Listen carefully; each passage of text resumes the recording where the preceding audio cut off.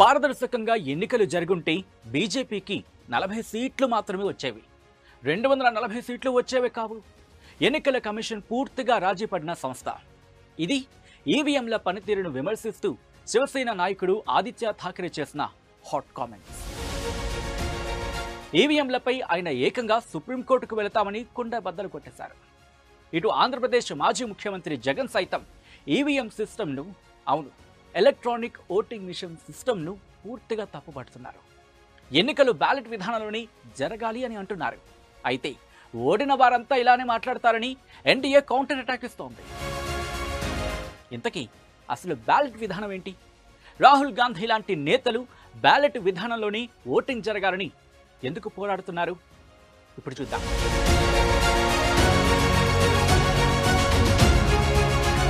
ప్రజాస్వామ్యంలో ఓటింగ్ ఈ ప్రక్రియ అన్నిటికంటే ముఖ్యం.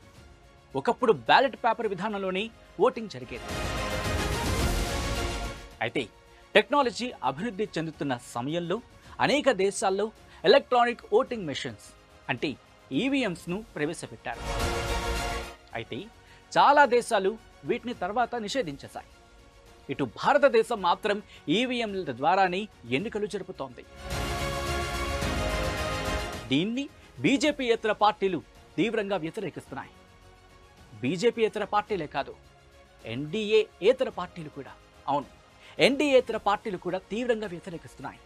బ్యాలెట్ పేపర్ విధానంలోనే ఓటింగ్ జరపాలని పట్టుపడుతున్నాయి.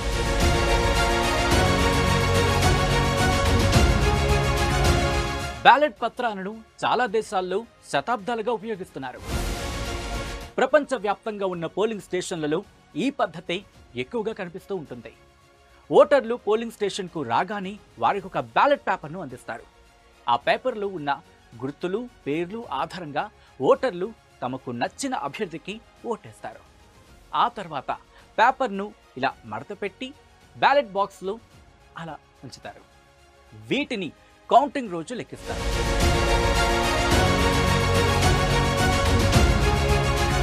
బ్యాలెట్ పేపర్ల ద్వారా ఓటు వేయడం చాలా ఈజీ, ఎటువంటి ఇబ్బంది కలిగించదు. ఈ సిస్టమ్ అందరికీ తెలిసిందే కూడా. వాటిని ఉపయోగించడానికి ప్రత్యేకించి ఎలాంటి సాంకేతిక పరిజ్ఞానమో జ్ఞానమో అవసరం లేదు. బ్యాలెట్ పేపర్లను రీకౌంటింగ్ సందర్భంలో ఎలాంటి చీటింగ్ లేకుండా లెక్కించవచ్చు. అయితే పేపర్ బ్యాలెట్లను లెక్కించడానికి చాలా టైం పడుతుంది. పెద్ద సంఖ్యలో సిబ్బంది, వనరులు అవసరం పడతాయి.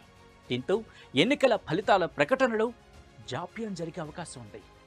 2024 పాకిస్తాన్ ఎన్నికల కౌంటింగ్ రోజుల తరబడి జరగడానికి, కొనసాగడానికి ఇదే కారణం.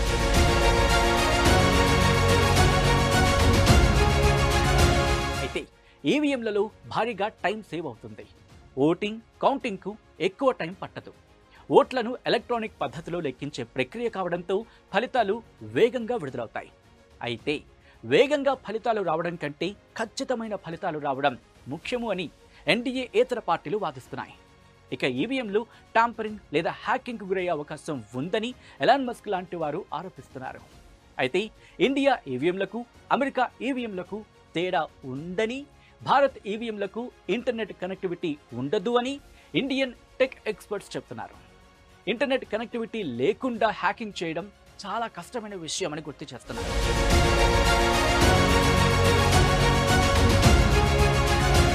మరోవైపు బ్యాలెట్ పేపర్లలో ఓటింగ్ జరిగిన రోజులను బీజేపీ గుర్తు చేస్తోంది. చాలా వరకు రిగ్గింగ్ జరిగేదని, బ్యాలెట్ బాక్సులు ఎత్తుకు వెళ్లేవారని కమలం పార్టీ నేతలు గుర్తు చేస్తున్నారు. అయితే నాటి రోజుల్లో పర్యవేక్షణ, భద్రత, రవాణా, కమ్యూనికేషన్ వ్యవస్థలు సరిగ్గా లేవు. అందుకే బూత్ క్యాప్చరింగ్ లాంటివి జరుగుతూ ఉండేవి. ఇప్పుడు ఆ పరిస్థితి లేదు. ఎన్నికల అధికారులు, పోలీసులు, ఫ్లయింగ్ స్క్వాడ్ వ్యవస్థలు పటిష్టంగా ఉన్నాయి. పోలింగ్ బూత్లలో ఏం జరుగుతోందో సీసీ కెమెరాల ద్వారా చూడొచ్చు. ఏదైనా చీటింగ్ జరిగితే తక్షణమే జోక్యం చేసుకోవచ్చు.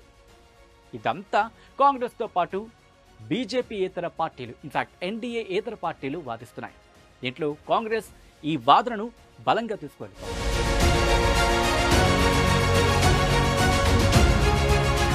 ఇలా ఎవరి వెర్షన్ వాళ్ళదే. ఏది ఏమైనా ప్రజాస్వామ్యానికి మూల స్తంభమైన ఎన్నికల పట్ల ప్రజల్లో నెలకొన్న సందేహాలను క్లియర్ చేయాల్సిన బాధ్యత ఎన్నికల సంఘంపై ఖచ్చితంగా ఉంటుంది.